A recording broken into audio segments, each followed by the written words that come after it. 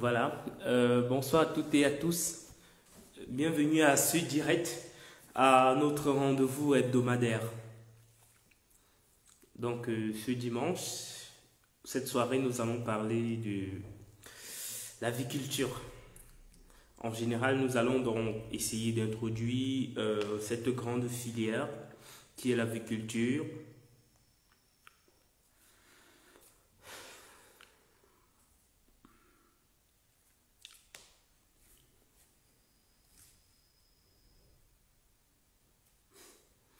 Bonsoir, Monsieur Julien. Bienvenue au direct.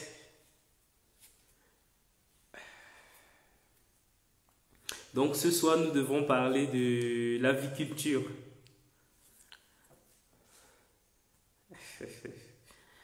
Oui, Monsieur Julien, bienvenue au direct de ce soir. Ce soir, donc, nous allons essayer de parler de l'introduction à l'élevage avicole. Question d'imprégner ceux qui souhaiteraient bien se lancer dans cette activité et de permettre aussi à ceux qui se sont peut-être lancés sans bien même avoir toutes les informations indiquées dans le dit domaine. Donc, le live aussi ne doit pas beaucoup traîner. Donc, il faudra maximiser le partage du live. Inviter au maximum les personnes à nous rejoindre pour que justement nous puissions parler, entrer dans le vif du sujet, parler de l'aviculture, plus principalement en Afrique, parce que c'est dans nos zones africaines qu'on peut faire le constat, la remarque que les pratiques aviaires sont encore vraiment précaires. Et les gens se lancent également sans aucune norme, sans aucune base, sans avoir d'objectif de production. Donc, à partir donc, de ce live, dont nous avons initié tous les week-ends, c'est de sensibiliser au maximum tous ceux qui souhaiteraient se lancer dans un élevage quelconque. Donc, nous prendrons des thèmes comme nous avons commencé déjà. Nous vous invitons. Le live de la semaine dernière, il est encore disponible sur la page où nous avons parlé de l'initiation à la porciculture. Donc aujourd'hui, nous parlons de l'initiation à l'aviculture. Donc, et quand on parle de l'initiation à l'aviculture, nous avons juste quelques axes. Les objectifs de production, les normes de production, et maintenant les besoins animaliers et ensuite les différentes difficultés auxquelles on fait face. Parce que lorsque cela est introduit de cette façon, forcément lorsque quelqu'un décide de se lancer, il sait à la base ce dont il a à faire, ce qu'il attend comme travail. Donc c'est ce qui va constituer en globalité le direct de ce soir. Comme je l'ai dit en un, nous devons donc parler des objectifs de production.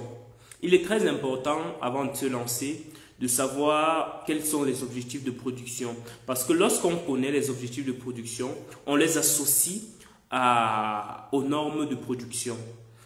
Quand on entre dans la ferme d'un aviculteur qui est là, qui produit juste par, comment dirais-je un peu, juste par production, sans aucune norme, sans objectif.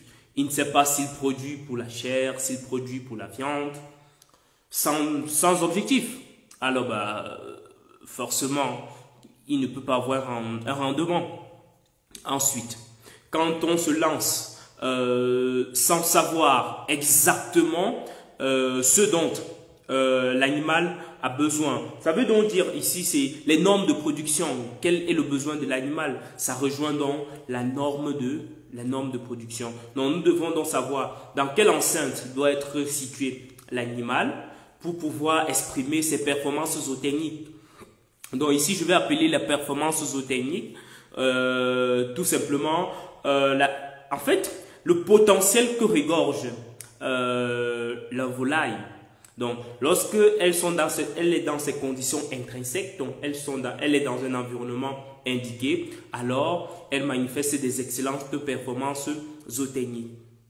Pourquoi donc nous, les spécialistes du domaine, nous prenons la peine de parler? C'est parce que, à la base, avant de se lancer, il faut connaître la performance zootechnique des productions, comme actuellement c'est le cas de l'aviculture. Par exemple, quelqu'un qui se lance dans les poulets de chair, qui est un exemple parmi tant d'autres, doit savoir les normes de production des poulets de chair, les performances zootechniques, la souche de poulet de chair. Et justement, à partir de là, lorsqu'on connaît cela, on peut forcément arriver à des résultats. Mais lorsque on se lance, on a dit, le voisin fait le poulet de chair, il a fait le cash, moi aussi je me lance. C'est un problème. C'est un problème parce qu'il faut connaître les performances zootechniques, les normes de production, la zone de production, comprendre sa zone agroécologique parce qu'elle a bel et bien une influence sur la rentabilité de vos exploitations. C'est ça qui constitue la base de production. Donc, si vous vous êtes déjà installé, donc, on entre dans le vif du sujet. C'était en quelque sorte une introduction globale. Je souhaiterais vraiment qu'on commence par, je ne sais pas si vous avez pu lire sur la chaîne, sur la page, tout au long de cette semaine, nous avons mis en ligne une vidéo justement présentant un aviculteur qui a eu vraiment, qui a fait face à une très grosse perte économique. Et c'est de là que nous avons vraiment voulu assister les gens dans ce sens-là. Une très grosse perte économique avec près de 2000 sujets de poulets de chair qui sont morts là suite à une attaque liée à beaucoup de négligence de la part de cet aviculteur. Et bien évidemment parce qu'il s'est lancé sans prendre les conditions de base, sans comprendre justement ce vers quoi il allait. Voilà, les conditions pédoclimatiques, voilà, bien évidemment.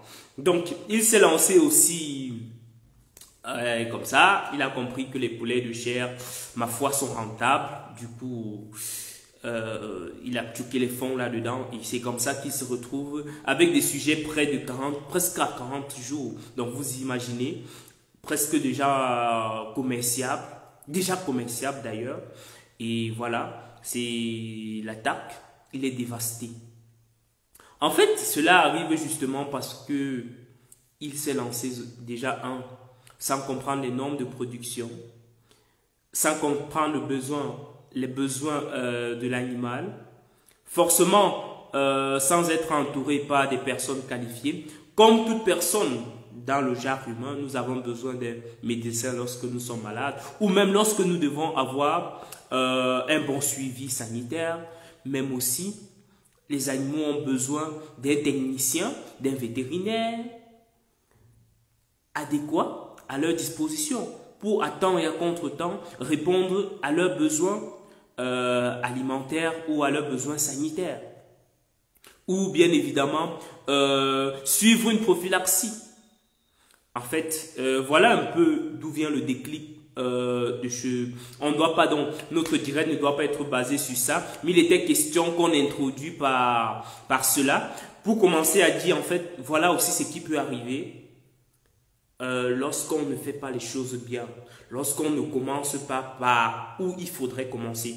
Et il serait très important, il serait d'ailleurs très important de commencer par comprendre ce qu'il faut faire que de faire avant d'être face aux difficultés.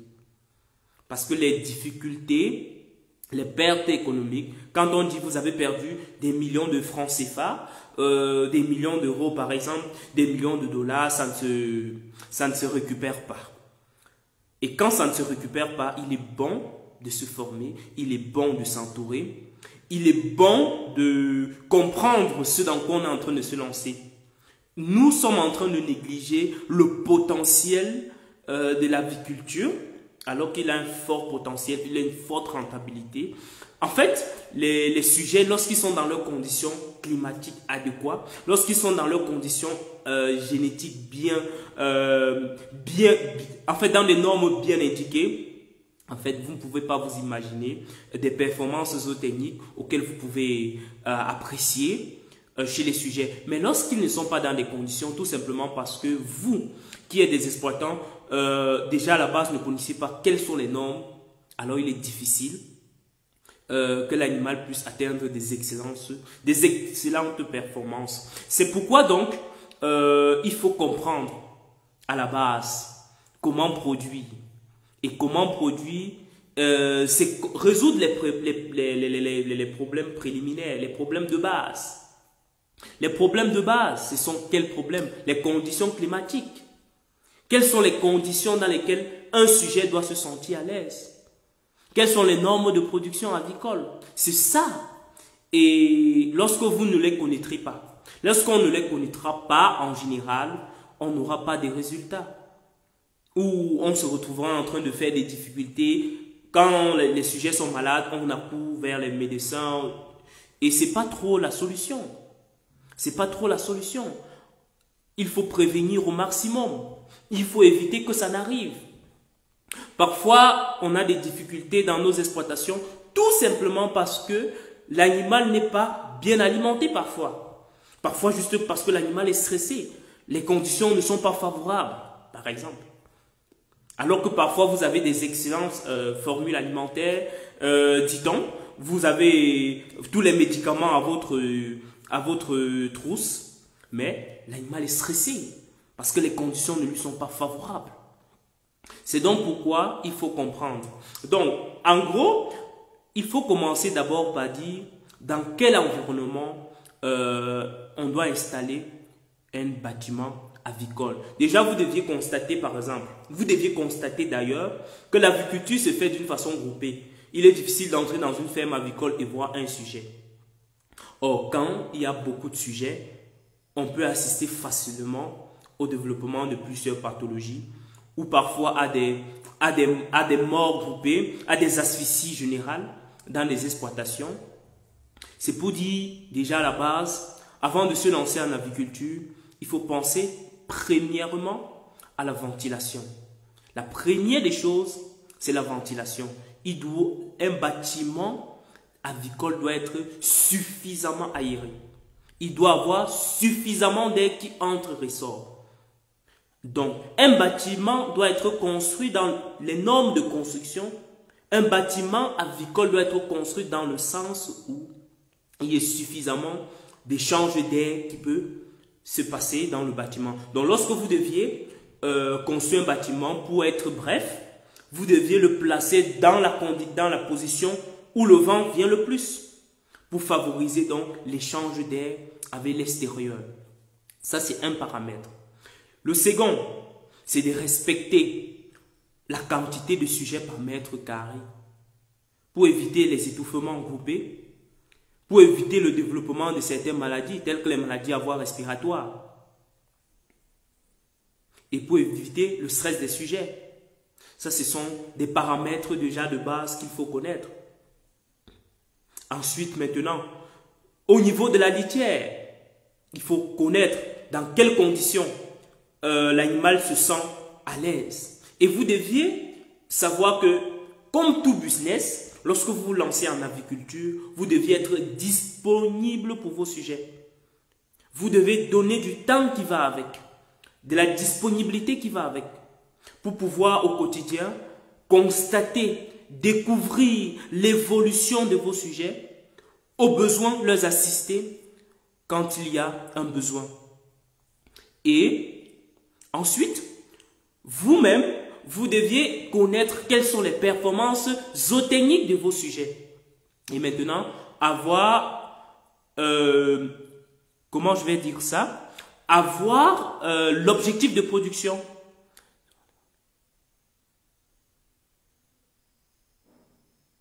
Voilà, oui, monsieur Julien, souvent les pluies arrivent par le biais des vents dominants, souvent l'ouest. En fait, il y a également cela. Bon, c'est pourquoi donc dans la ventilation également, on parle des lanterneaux sur le toit du bâtiment.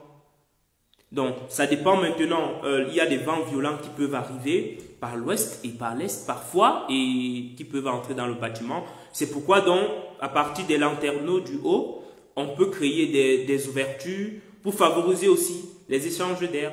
Donc, il y a franchement... En fait, comme je l'ai dit, pour les novices, en fait, vous deviez, avant de vous lancer, savoir que la première condition, c'est la ventilation dans un bâtiment avicole.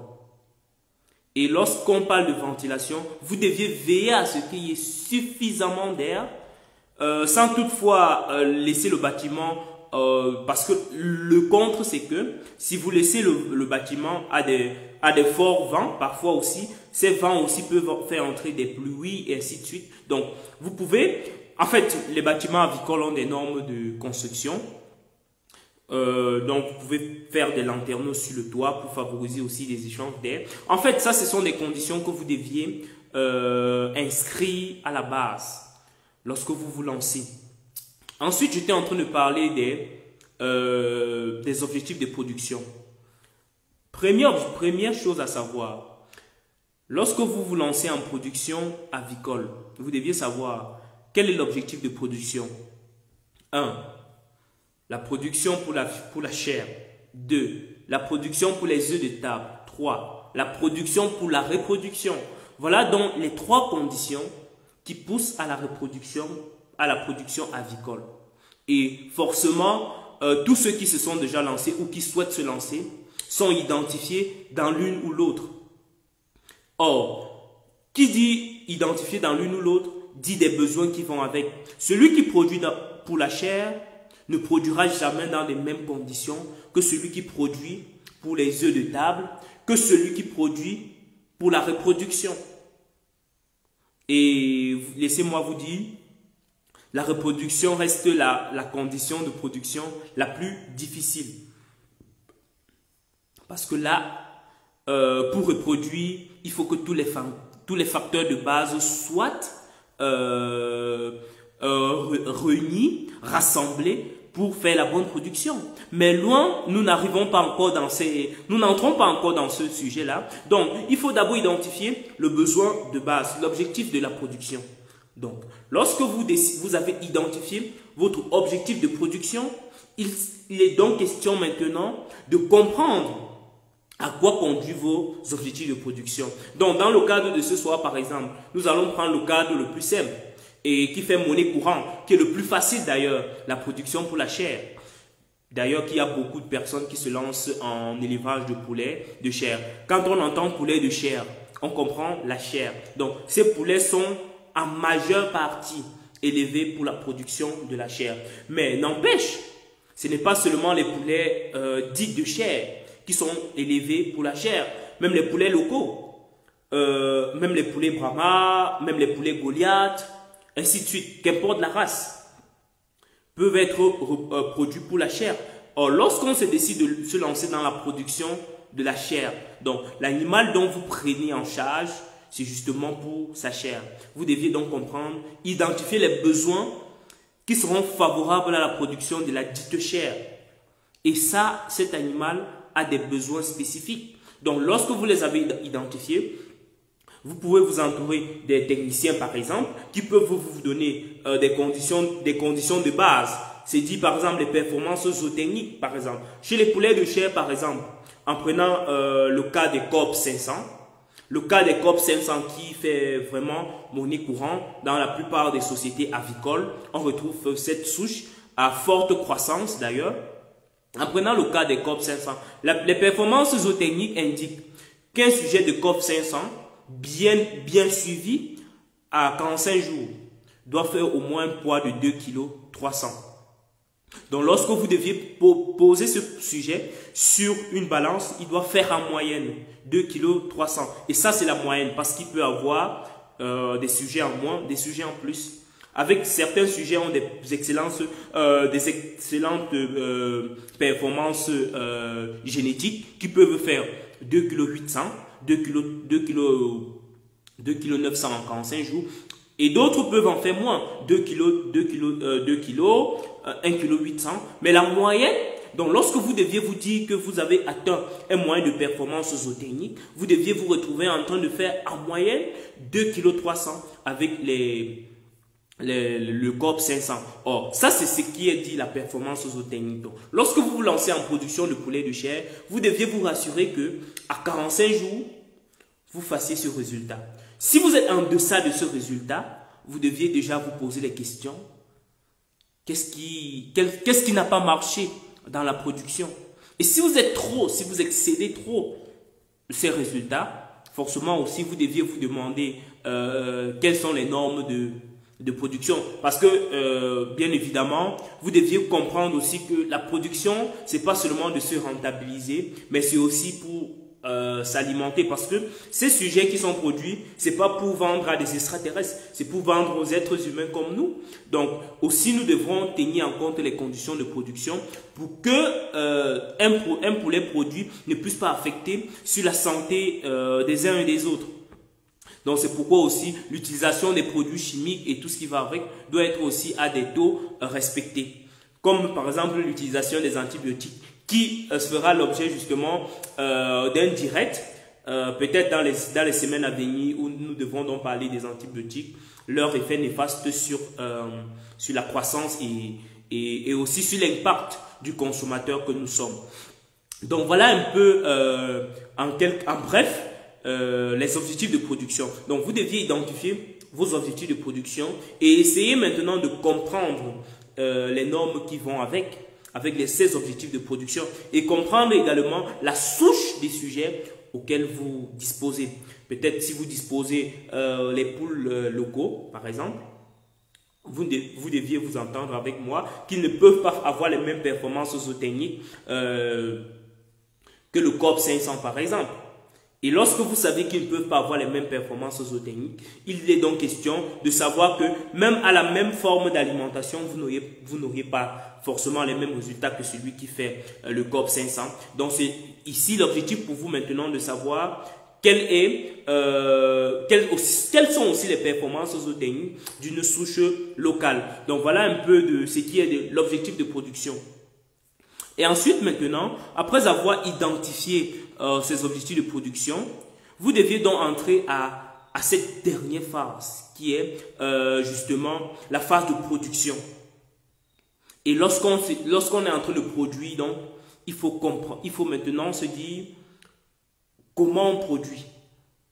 Comment faire pour atteindre ces performances zootechniques. On a respecté les normes, on est dans les normes environnementales, la localité, le bâtiment est dans les normes, le bâtiment est dans une zone indiquée où il y a moins de traces d'activité humaine, peut-être pour éviter trop de stress avicole, par exemple. Ensuite, comment donc obtenir ces résultats? Donc, lorsqu'on parle ici de l'obtention des résultats, la production proprement dite, on parle de la prophylaxie, on parle de l'alimentation et le suivi. Voilà donc les trois paramètres qui font la rentabilisation, la prophylaxie, l'alimentation et le suivi. Je commence par le suivi. Généralement, on a tendance à se dire, comme on a commencé à élever, bon, peut-être si ce sont les poulets de chair, on a fait le plein des mangeoires, on a fait le plein des fures d'eau, on peut partir, on revient le lendemain, mais non. Mais non, le suivi demande que, à temps et à contre-temps, vous deviez être disponible pour contrôler vos sujets. Vous devez appliquer les programmes d'alimentation indiqués. Vous ne deviez pas faire les pleins des mangeoires et partir. Vous deviez toujours vous assurer, est-ce que vos sujets ont de l'appétit? Est-ce qu'ils mangent bien? Et ça demande de la disponibilité. Et ça entre dans le suivi. Et lorsque vous le faites, il est facile pour vous de détecter des cas de maladie, des cas de stress et des cas de méperformance pour facilement y remédier très rapidement. Il y a des gens, parfois, après avoir installé des sujets, c'est 1-2 mois plus tard, qui constatent par exemple que les sujets ne sont pas en croissance. D'ailleurs, je prendrai le cas, une petite anecdote. Il y a un monsieur qui m'a contacté pour me dire qu'il a des sujets de 45 jours, mais quand il le regarde, ils font des sujets de 21 jours d'un regard phénotype. Mais j'ai été écœuré par sa remarque parce que je me dis, si c'est jusqu'à 45 jours qu'il remarque, où était donc le suivi? Où était donc le suivi? Jusqu'à ce que les sujets soient à cet âge avant qu'ils constatent cette méperformance zootechnique. Parce que lorsqu'il y a méperformance, il y a beaucoup de facteurs. Il faut veiller. Est-ce que les sujets ne sont pas stressés? Est-ce que la prophylaxie est respectée? Est-ce qu'il n'y a pas cas de maladie? Est-ce qu'il n'y a pas de symptômes de maladie? Est-ce que l'alimentation apportée n'est pas bonne? En fait, il y a beaucoup de facteurs là associés à une méperformance zootechnique. Parce que face à une méperformance zootechnique, on ne se dit pas, bah, l'aliment à lui seul, l'alimentation apportée n'est pas bonne. Certes, l'alimentation peut ne pas être bonne. Soit on se dit, non, il y a eu un stress. Non, il faut être disponible pour pouvoir remarquer cette difficulté en aviculture. Et laissez-moi vous dire, les sujets aviaires sont très sensibles au stress. Et ce stress peut affecter vraiment ces performances que vous attendez de vos sujets, telles que la ponte, la prise de chair au quotidien. Donc, il est très indiqué vraiment lorsque vous vous lancez, vous deviez prendre cette activité avec beaucoup de passion, en étant disponible, en étant présent à temps réel pour suivre vos sujets, pour les assister, pour comprendre leurs besoins, pour pouvoir rentabiliser vos exploitations. Et lorsqu'on parle de rentabiliser vos exploitations ici, ce n'est pas seulement que les sujets puissent avoir des excellentes performances, mais c'est aussi que financièrement parlant, vous gagnez suffisamment d'argent et que vous puissiez vivre de cette activité. Donc ça, c'est ce qui est de la disponibilité.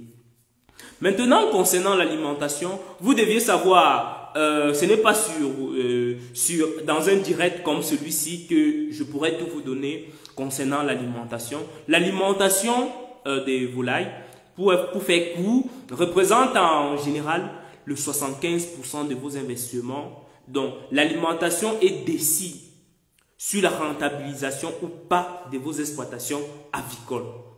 D'où une mauvaise alimentation conduit directement à un échec. Une bonne alimentation, par contre, ne conduit pas forcément à une réussite. Parce qu'il faut, là, si vous me suivez depuis le début, vous serez d'accord avec moi. J'ai dit bien, une mauvaise alimentation conduit assurément, sans nul doute, à un échec et à des pertes économiques. Mais une bonne alimentation ne conduit pas à 100% à un succès financier ou à des excellentes performances zootechniques. Parce que derrière l'alimentation aussi, il y a le suivi et les conditions intrinsèques. Donc, c'est pour dire, lorsque vous deviez alimenter vos sujets, vous deviez avoir les normes d'alimentation de base. Et savoir que à chaque stade de croissance de la vie d'un sujet, comme chez les humains d'ailleurs, il y a un type d'alimentation spécifique. Et ça, si vous deviez aller voir un provendier ou un fournisseur d'alimentation pour dire « Trouvez-moi de l'alimentation pour mon bétail », ben désolé, là vous êtes en train de faire fausse route. Par chance, d'ailleurs comme certains le font, sur 5 coups, vous pourrez avoir la chance d'avoir une alimentation indiquée, mais ce n'est pas forcément.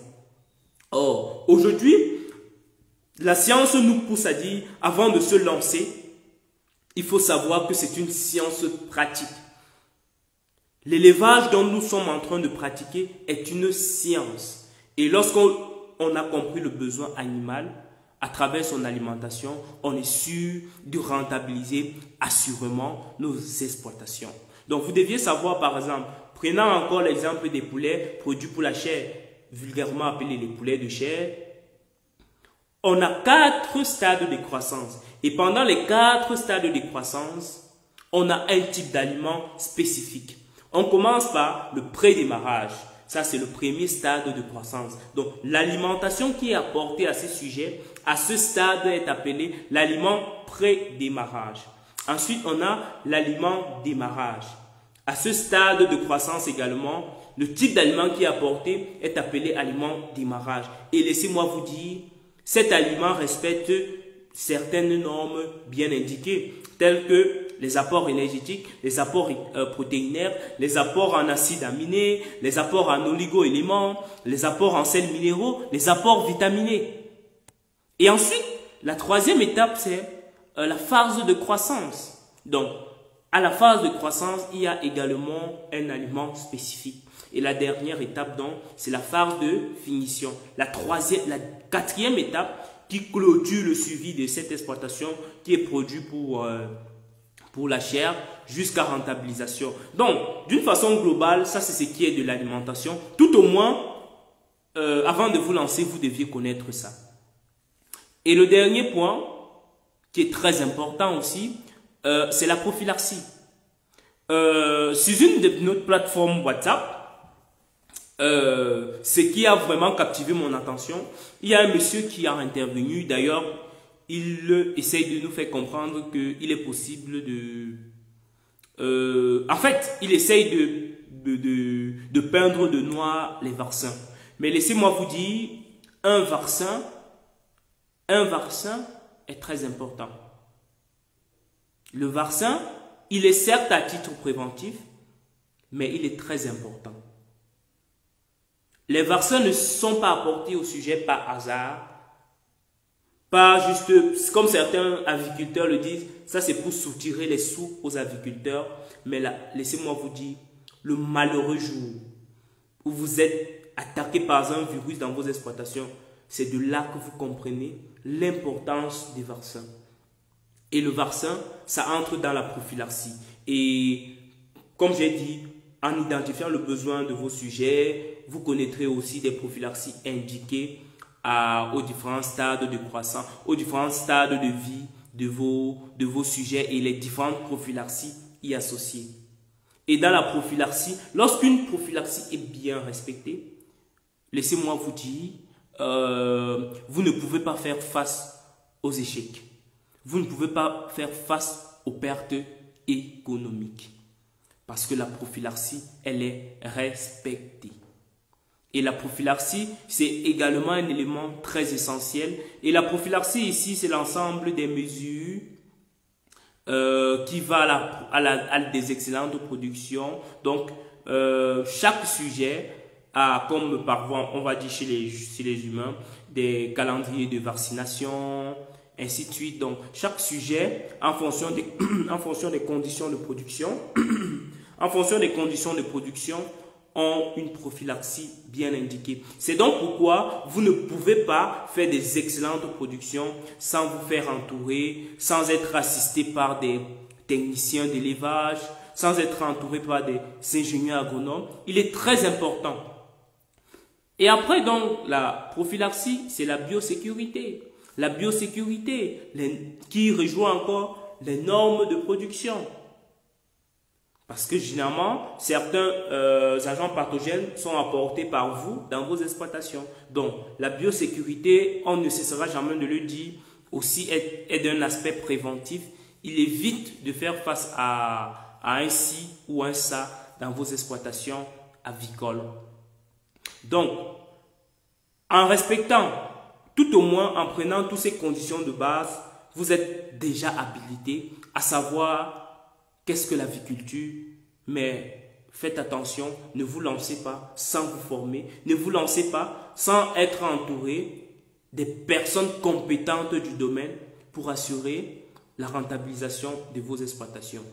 Sur ce donc, sauf si vous avez des questions à poser concernant tout ce qui a été élucidé dans le direct, je vous remercie d'avoir été présent à ce direct.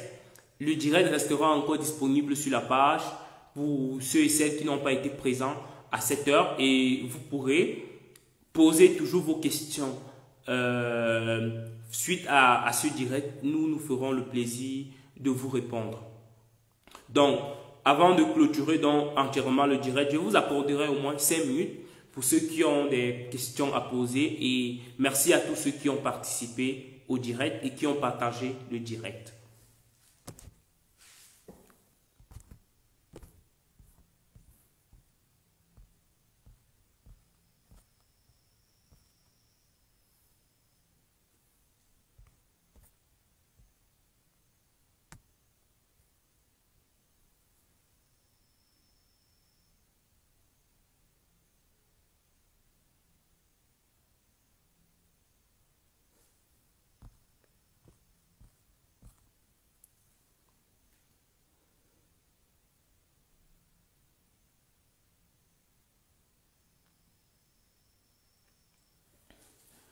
Voilà, c'est la fin donc de ce direct. Si vous n'avez pas de questions, le direct restera disponible sur la page pour ceux qui pourront nous rejoindre plus tard. Et bien après avoir suivi le direct, vous pourrez toujours laisser vos questions. Très bonne soirée à tous et excellente fin de soirée. Vous pourrez aussi partager le direct, cette vidéo qui a été enregistrée en direct à vos connaissances. Questions aussi qui puissent s'imprégner de ce qui a été fait pendant ce direct. Et déjà, nous pouvons d'ores déjà vous dire rendez-vous à dimanche prochain pour un autre thème assez alléchant. Nous prenons la peine, peut-être les thèmes ne sont pas assez pertinents, mais les questions aussi que nous introduisons. Nous avons introduit l'élevage porcine la semaine dernière, donc nous vous invitons à aller jeter un coup d'œil. Aujourd'hui, nous introduisons avec l'aviculture. Cela permettra aussi d'entrer dans des sous-thèmes dans les semaines à venir. Voilà, très bonne soirée à tous et excellente fin de soirée.